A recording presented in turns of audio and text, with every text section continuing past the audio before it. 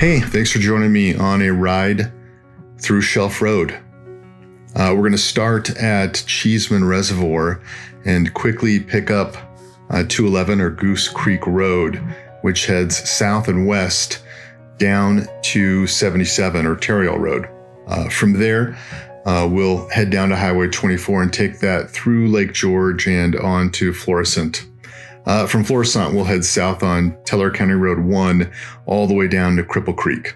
And Cripple Creek is kind of the start, I would say, of the northern edge of Shelf Road.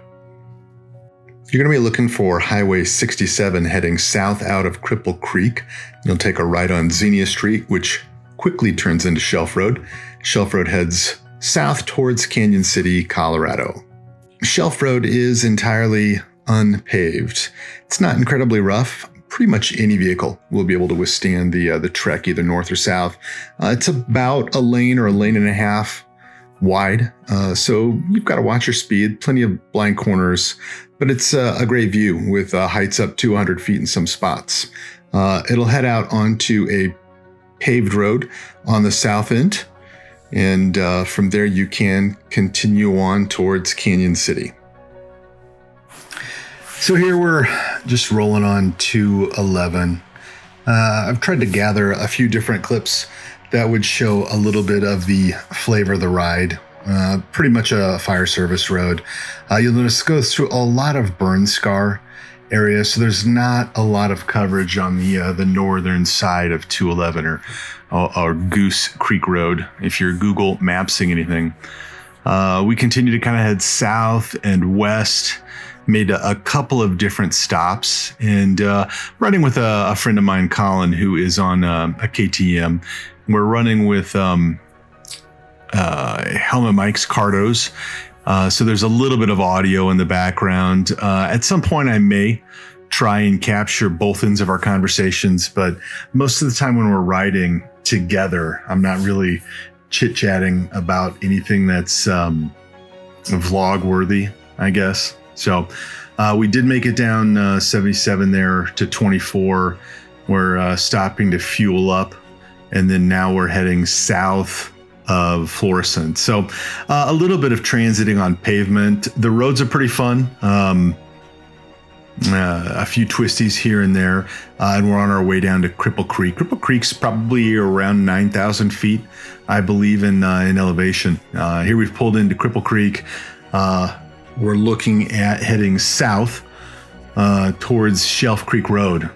So we're popping on Xenia Street here, cruising down, quick stop. Here, one of the things I was doing was seeing if my check engine light had come on.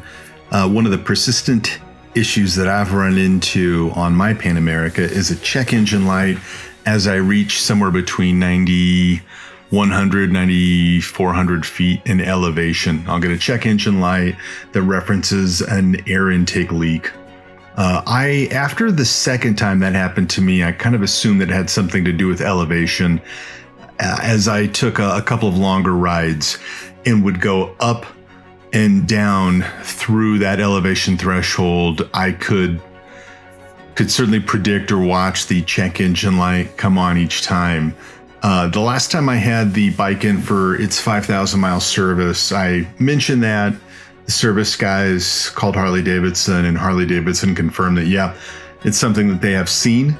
And their suggestion was to get to elevation, shut the bike off for somewhere between 2 and 5 minutes, turn it back on, and let the barometric pressure sensor adjust to the new elevation. So something I will, I guess, look at doing. The questions that I would have is the electronic fuel injection working properly? If I don't do that, but living in Colorado, it's pretty common to start at 6,000 feet and get up to 10,000 feet without too much of an issue, which can be a little frustrating. All right, enough of the bike talk for at least a couple of minutes. Let's chat about Shelf Road. So Shelf Road is part of the Gold Belt Scenic Byway, which really consists of, I would probably say 2 key roads that would be fun to ride on. You've got Shelf Road and Phantom Canyon. Shelf Road's open, at least as of May 2022. When we decided to head north, we utilized Phantom Canyon, and that was closed at the first curved bridge. Hopefully it's open now, but I suppose it would be wise to at least check the status of any of the roads if you're looking at making a quick ride out to Colorado. Shelf Road was originally a stagecoach line that was open between Cripple Creek and Canyon City and was used to haul mining material and miners up to the Cripple Creek area. Some pretty good climbing off of Shelf Road as well. At least that's my understanding. It's not a hobby or a pastime that I care to do. You'll see too that Shelf Road is very smooth. Any car really can traverse this. At times it gets to be a little narrow, maybe down to a lane or a lane and a half. On a motorcycle or a bike of some sort, you're going to find that passage is incredibly quick and easy. The southbound, or what I'd call the inside lane, is maybe a touch less picturesque if there's a lot of traffic. Heading north is going to put you on the outside. It might be just a touch more picturesque, but the views regardless are really good. So a little bit of background, at least on my riding, or maybe just specifically on my adventure riding. In 2021, I decided to purchase a little KTM 390 Adventure. I had decided I didn't want something that was going to be incredibly powerful, so it was a 372cc thumper. I think a pretty tried and true power plant that KTM uses in both the Duke and the Adventure 390. The bike was manufactured and assembled in India. I've been told and or read that the bikes that are destined for Western markets are then shipped to Austria for quality control. I have no idea if that's the case or not. My motorcycle was pretty flawless. No real complaints on the 390. There was some decent aftermarket parts available. A couple of things that I guess I learned about ADV riding on that bike, at least for me, happened to be riding position, pegs, saddle height or seat height, handlebar height. Those are all things that you can change when you think about those key contact points, and probably do need to change. After riding it for some time, having it for the better part of a season, there were certainly some things that I was able to identify that I liked and didn't like about that ride. And unfortunately for me, I can't really hop on a motorcycle and tell you immediately if I'm going to love the bike or not, unless it's just absolutely horrible. I'm going to probably hop on most motorcycles and feel pretty good on them. Or feel as if the motorcycle is pretty decent. It's not until I've had the bike for several weeks or months that I can really start to pick out the little things that might cause problems for me. The pegs, the OEM pegs on the 390 Adventure were problematic. They had a weird angle to them. They weren't particularly large. I think a lot of people had purchased the Black Dog cycle pegs for the 390 Adventure, which were pretty decent. They were a touch lower and a larger purchase area, and they were also level or parallel with the ground. So that was a nice upgrade. I also added some handlebar risers, but the amount of throttle cable, clutch cable, front brake line, they were short enough to cause some binding issues if you went up more than about, I think I went up 20 millimeters, so not quite an inch, or maybe about an inch. Knowing what I know now, that certainly wasn't high enough. And then the saddle height was, even for a 390, the saddle height was pretty high. And that was one of the things that really attracted me to the Pan America. The idea that the adaptive ride height can kick in. It's got 3 different modes, and one of those is to lower the bike as you slow to a stop. And honestly, that feature works so transparently that you just forget about it. It's incredible. It's one of my favorite features on the bike, but it's not an active feature. It's not like, oh, these brakes are great. It's just always there and works incredibly well. At least it has for me. So at 5'10" with a shorter inseam, it does allow me to drop my feet full flat foot at stops. Confidence goes way up, at least for me. ADV bikes are heavy. I think that's just part of the beast, but they also have to get that ground clearance somewhere. The bike also has a seat that comes with two different heights, at least the driver's seat does. You've got a low and a high setting. So mine generally stays in the low setting, although on longer trips or rides, there are times where I'll put it in the high setting just because it gives me a little bit more distance between the pegs and the saddle, so my knees have a less of an angle in them. Also, early on in my ownership experience, I decided that I was going to replace the stock Michelin Scorchers with something that had a little bit more of an aggressive tread pattern to it, like more of an off-road tire. So I had looked for a couple of different tires. I'd done the same on the KTM. I had replaced those OEM tires with some Battle Axe AX41s. So I looked at those, and then also looked at the Moto Z Rawls or Rallies. Not exactly sure how to pronounce those. I ended up going with the Motaz just because the lifespan of the tire appeared to be a little bit longer. I haven't had any issues with those particular tires. They're great. Once you get it to the mid 90s, of course, on a closed course, the bike will kind of dance around or wander around the lane a little bit, which can be unsettling.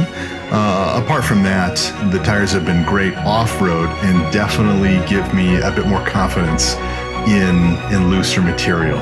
So I'm still learning, still trying to get comfortable with riding the ADV bike, but I'm absolutely enjoying it. Had a great time taking a beginner class with West 38 Moto. Something I would highly recommend, and it's probably something that I've put off for far too long in my adult life, and that is to not only spend money and time acquiring kit and gear, but also improving myself through training.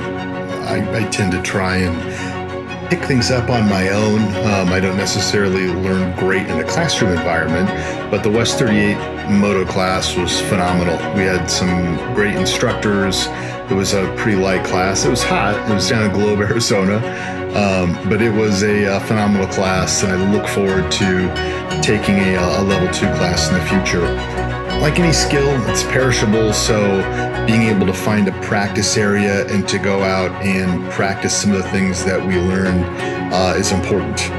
I unfortunately, right after we did the class, had to take a trip, and I haven't been able to ride near as much as I would have liked to have, but I have gotten out and done a few rides that I'm hoping to get posted soon.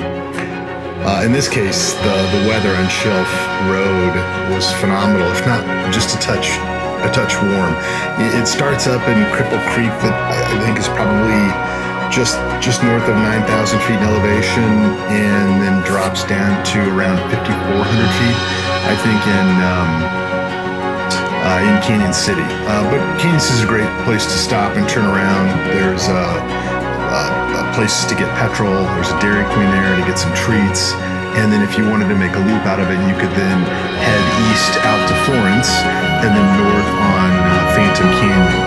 Again, just making sure beforehand that Phantom Canyon's open back up. But that's also a fun road. It goes through a canyon as well.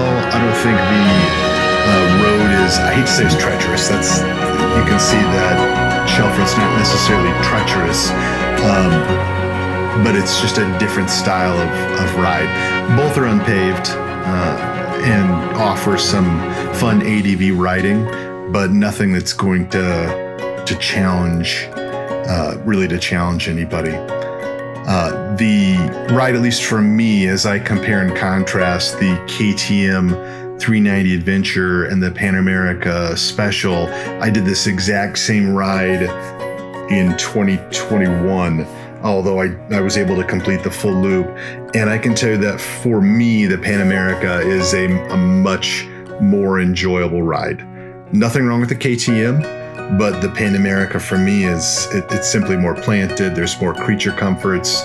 Adaptive ride height is just a game changer.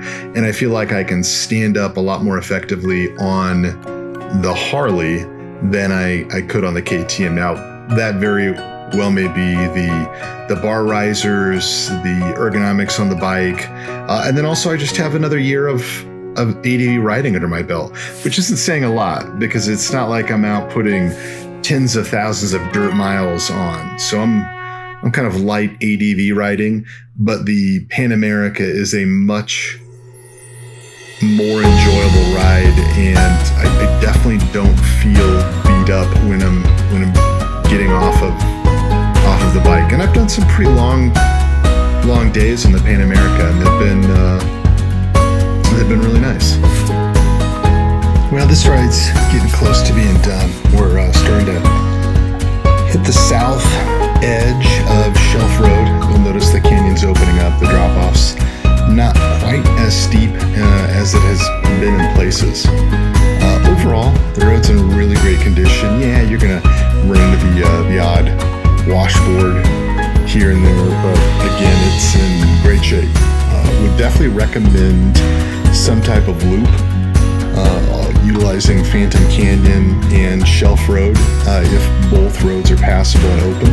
I don't think a rainy day would be great, a snowy day would be great either. Those would be days that I would probably forego this particular route, but it's been a nice ride.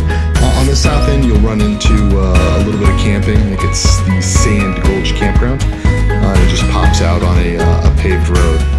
The road's used from time to time for people commuting. I believe the people that work at the Cripple Creek gold mine will use this particular road to commute on. So from time to time, you might see some vehicles traveling a little bit higher rate of speed. Thanks for watching. If you guys would like to see any other rides or ride styles, let me know. Thanks.